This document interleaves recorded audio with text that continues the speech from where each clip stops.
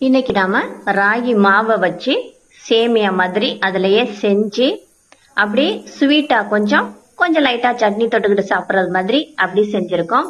அதை தான் இன்னைக்கு நாம வீடியோவில் பார்க்க போகலாம்.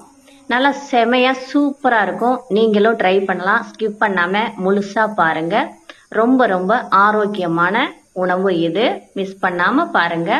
சப்ஸ்கிரைப் பண்ணாதவங்க சப்ஸ்கிரைப் பண்ணுங்க, லைக் பண்ணுங்க, ஷேர் பண்ணுங்க. ரொம்ப அருமையா ரொம்ப டேஸ்டியா சூப்பரா இருக்கு.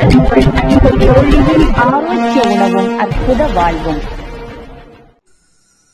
அதுக்கு நாம ஃபர்ஸ்ட் ராகி மாவு எடுத்துக்கலாம்.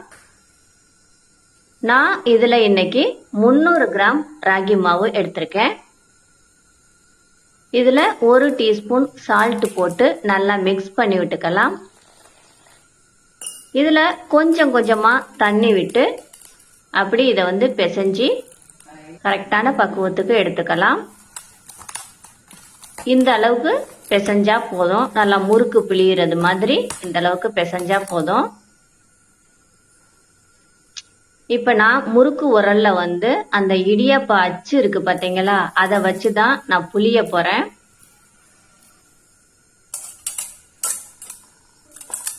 எடுத்து கொஞ்சம் கொஞ்சமா அந்த உரல்ல வச்சு அப்படி நாம இடியாப்பம் மாதிரி புளியலாம்.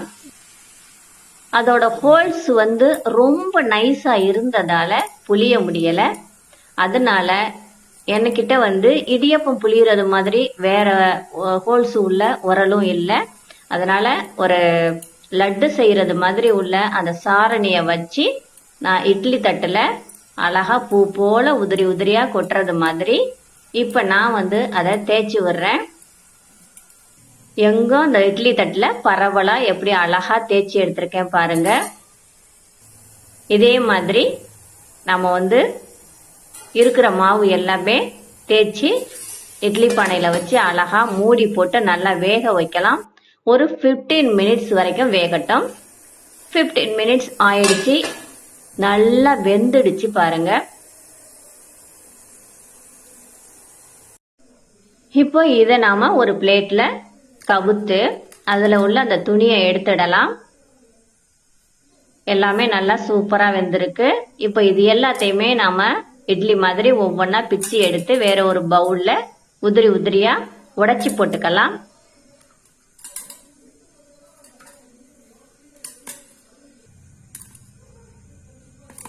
நல்லா முடிஞ்ச வரைக்கும் உதிரி உதிரியா உடைச்சி போட்டாச்சு. இத 2 பங்கா நான் எடுத்திருக்கேன். ஒரு பங்குல நல்லா ஒரு மூடி தேங்காய் மூடி துருவி அந்த தேங்காயை போட்டுட்டு அதுல நாட்டு சர்க்கரை நல்லா ஒரு 3 ஸ்பூன் அளவுக்கு இதுல போட்டுக்கலாம்.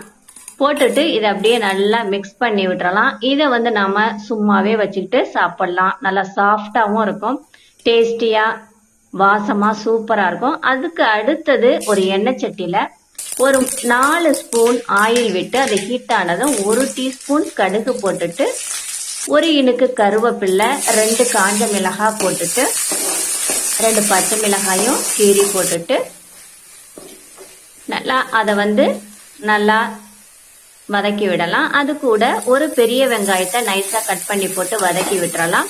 இது வதங்கினதும் ஸ்டவ்வை ஆஃப் பண்ணிடணும். ஆஃப் பண்ணிட்டு அப்படிதான் நம்ம இன்னொரு பவுல்ல எடுத்து வச்ச அந்த சேமியா ராகி சேமியா நம்ம இடியாப்பம் மாதிரி செஞ்சோம் இல்லையா, அதை போட்டு அப்படி வதக்கி எடுக்கணும். இல்லைன்னா மொறு மொறுன்னு ஒரு மாதிரியா போயிடும். அப்படி செஞ்சாதான் சாப்பிட்டா இருக்கும். இதுக்கு நாம தேங்காய் சட்னி நல்லா திக்கா கெட்டியா தேங்காய் சட்னி வச்சுக்கலாம். வச்சுட்டு நாம டேஸ்ட் பார்க்கலாம். சூப்பரா இருக்கு.